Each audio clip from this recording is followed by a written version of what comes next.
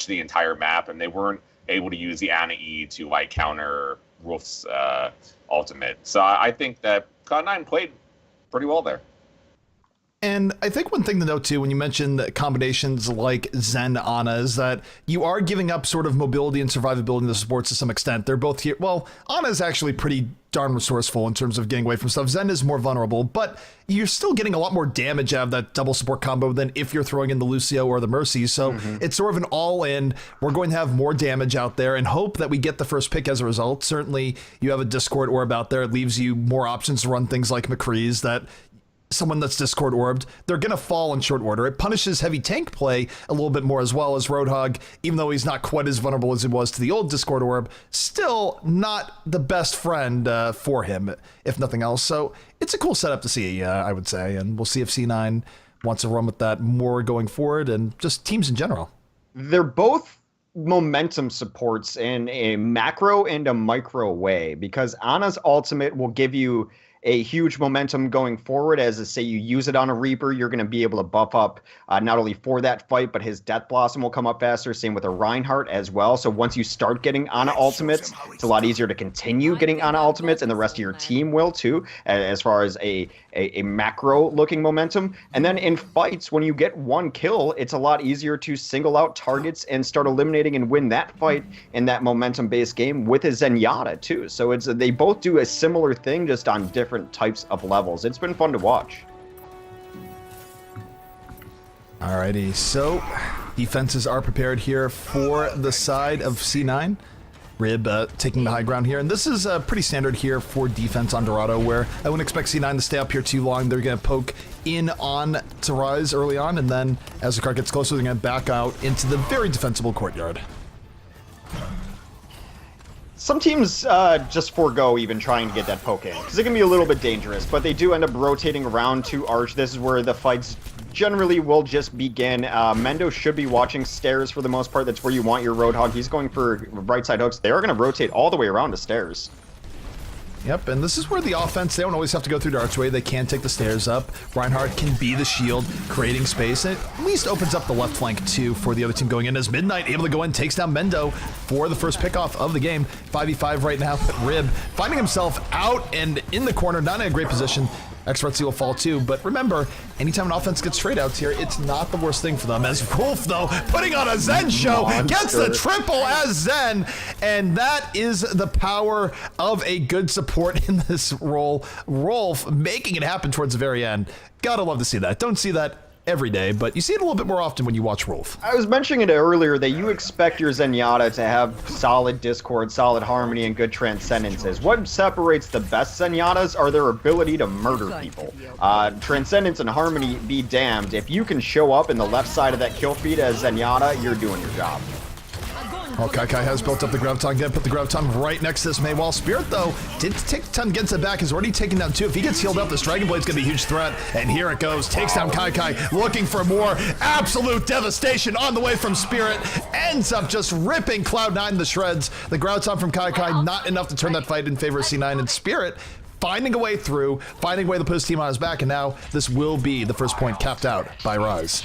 They're going to grab it, and they only had to use Spirit's ultimate to do so. He's already up forward. He's got that Harmony Orb on him, feeling very safe, even though Deflect is on cooldown. But that was it. That was the only ultimate they needed to use. They are loaded for the next fight here. 5 out of 6 ults ready. Spirit probably going to be able to do enough damage to charge his about halfway through the way he's playing Genji.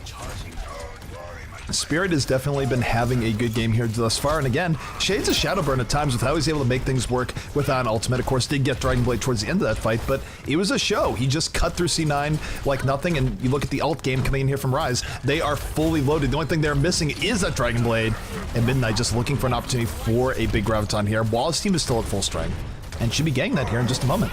And here comes C9. They're going to try and push the issue, but I don't know if it's going to work out as the Graviton pulls in 3. Transcendence is on both sides. There's no one getting any damage done. Mendo does try to get some kills. There comes the blade out of Spirit as he takes down 2. He does take down a couple more. Rolf doing his best to equalize there, but it is definitely Rise with the better side of that fight. Adam and Shortfort trying to get damage done on the rest of the team. They are largely uncontested until Spirit comes up top. He doesn't even want to duel Shortfort. They're like 5v2 right now, and they still want no part of Shortfort's McCree. You got to give respect to Sureforce McCree, although I will say is that C9, for being down ults there, actually did a marvelous job of keeping that fight close, and here comes Surefor. Deadeye Nano Boost, skulls are up, Surefor is in, takes down Lock, and as is, this is the Surefor show, everyone going in on him, he still picks up another kill towards the very end. Gotta love when you see that, and this is a dark side here for Rise, that Rise used so many ults in that fight compared to C9. C9 had a better engagement, and Rise wasn't really able to punish him for it. As a result, both teams are drained on ults. In fact, C9 with a bit of advantage here with the Graviton, and Rise now gonna be stuck wondering how they want to take this second point on the next few pushes, where really C9 bought themselves a lot of edge. There's respect in there, Spear. You needed to kill Surefor there. Spirit tried to go in and he did not get it done. They killed Xretzi, then Surefor single-handedly bringing that back with the help of his support Ana, but you cannot let him live when you have those kind of numbers advantages. Absolutely not. And look at Kai right now. No one caring about him, just melting people down with no care in the world. Dragonblade comes out late from Spirit. I don't know if this is going to be quite as effective, though. He's dashing around, not able to get him what he wants. It's Xretzi to the back with the Death Blossom. Takes down two. Both supports are dead. Both Zen and Ana unable to get away from that, and this might be going Rise's way yet. Rib trying to turn it back around, but it's going to be close in either case, as Surefor suddenly, off of Rib's opening, gets two and is uncontested as he looks for more. It's been largely a tank duel here as all the tanks remain alive. Mendo is on the Winston trying to stall it out at the very least. He's going to do just that. Is his team going to be able to get here in time? Yes, there will be at least one more fight for this point. Grab comes in though and a really nice fire grenade, making sure everyone is not getting healed through there. This is incredibly close, much closer than it should be. Surefor is back in the fight. Deadeye coming up. Does not care too much about Soundbear Spirit with the deflect saying, please shoot me. Surefor with the patience, needed not to die in that situation. Looking for Xretzi, picks it off. And Surefor, the man who just will not go down, up until the point where he goes down. Zarya getting the final blow, but Rib still up and alive here on the point, clearing out space, smacks Lucio in the head. And what a gutsy defense from C9 here. They only need to win one more major team fight here, Hex. The core of Cloud9 remains to be the carries of Cloud9. Kai was there, but I still go back to Adam and Surefor. Just 2v5, somehow bringing it back, getting one kill, the Deadeye with it. Adam played no small part in that engagement either. Give the supports their due as well. We're getting down to the last fight of Dorado here. We are getting down to the last fight. Kai has the Graviton out the ready. Could end it on his own. Gonna throw in the Graviton. Gets two in the back, and no, Zen's not there in time. Still loses some in the Graviton before he can zoom right back in. It's 2 versus 2 right now. C9 does have to stay on the cart no matter what the situation here. It is getting a very hectic here on the point. Midnight, Discord Orb or no, trying to melt down. Takes down Adam. Looking for more into the back as Xretzi has the support over the top with the Death Blossom, but a final Zoomyata still on the point as C9 is still not giving this up here just yet. And suddenly the appearance of Mendo Tracer is out, takes down Lock and looking for more. Spirit gets in here though, and Midnight finally makes an appearance on the board here. It is going to be a stall-out tactic a little bit late from Kai. Interesting how many swaps they've had happen here as Mendo was on that a little bit earlier, went to the Tracer. They do finally bust it through, but this is not great for him. How slow this door opens, how slow this truck moves. They cannot lose another fight if they have designs on finishing this map.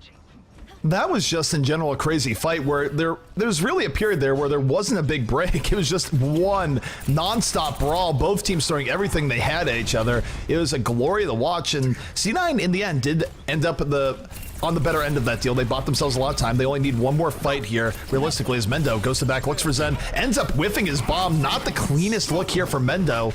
And we'll see if there's any punishment coming in, but the thing is, when a Tracer is distracting like that, Hex, no one is on Surefor right now. No one can worry about him while Mendo's being a pest in the back. For some reason, both Reinhardts just charged down the stairs. One was to eliminate a Ana-boosted Winston, then the following Reinhardt went down the stairs too. That was a charge train if I've ever seen one, but coming out on top is Cloud9. 20 seconds left. They will have time for one more push. Can Spirit pull out a miracle? He's also going to have a sound barrier to work with too. That is a combination that has been in the game ever since Genji came out. Keep him alive, get that Dragon Blade some value. Spirit is a beast when put into situations like this. And we'll see if Faz can set him up for this, but he's definitely waiting for it. Mendo going to be first to fall. Now 6v5. This is a perfect cleanup opportunity here for Genji. And Spirit really having a lot of patience here on his ult. He wants to save it for the last push, and you know he might be able to do that as Retzi takes down Kai. Surefour finding himself without a whole lot of friends here on top. Still has to be careful moving on. This is Spirit. This is a case where Surefour still deadly. Look at all the space he's being given as Rise more focused on the payload, but finally Dragon Blade comes out looking for it. Graviton comes out from Kai as C9. They collapse from all angles, and that might have been a bit of a misplay from Rise to not deal with the threat of Surefour over the top.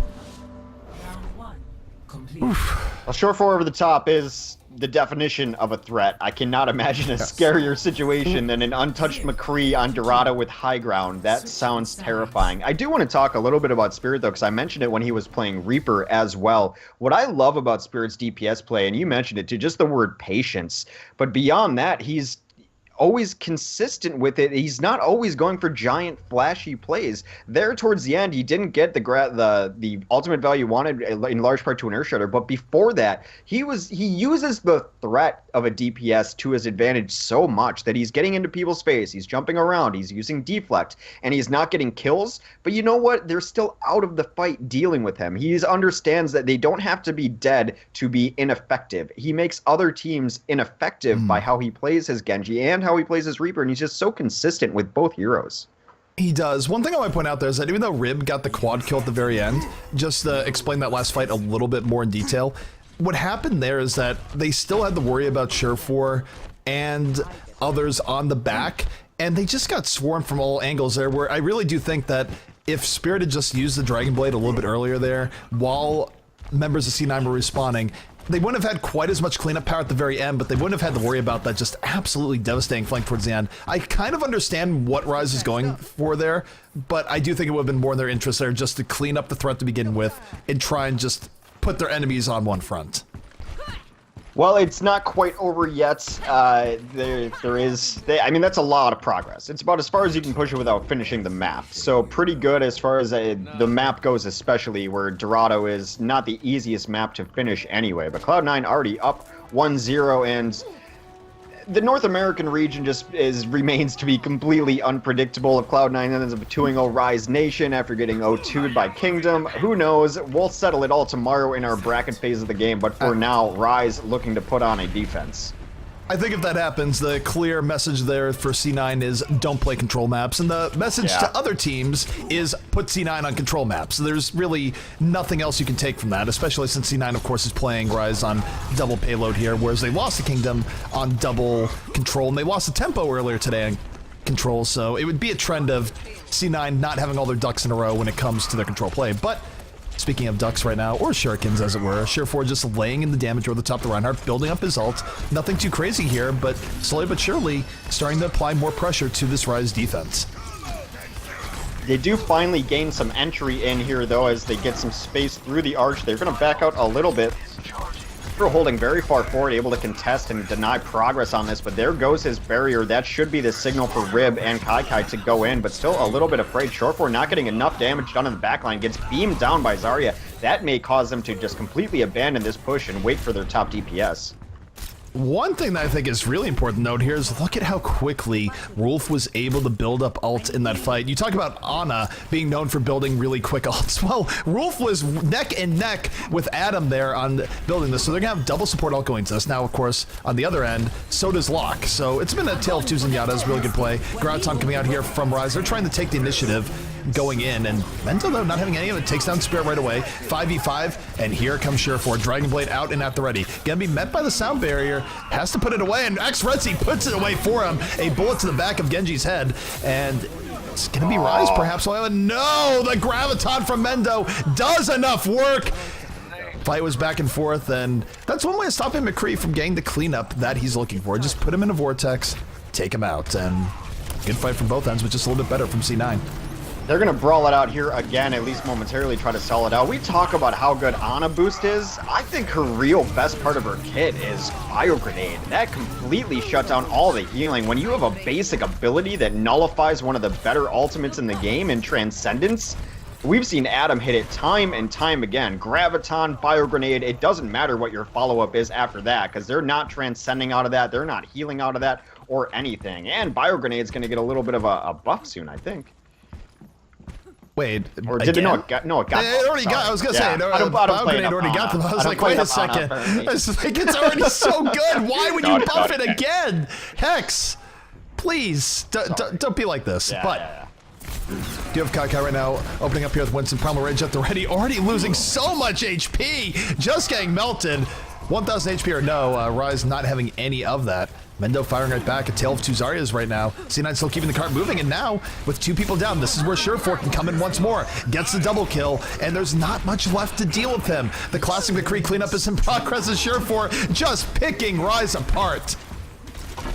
They did burn a couple ults to get that done, but they still have 3 remaining in their bank up against the almost ultimate, but Retzi switches to Tracer knowing that they do want to stall out on this point at least. They do not want to give it up for free, and Desro's going to need some help and reinforcements as they roll in here. I do not love that he's this far out taking this much damage on the shield. The fight's going to happen about 5 feet away from the point anyway.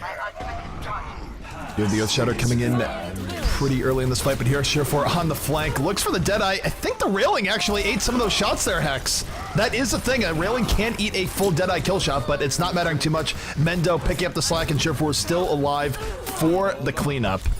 And it's gonna be C9 now. 4 minutes left to finish out this map and put Arise away. Would be a good redemption here from C9 after apparently a rough set against Kingdom.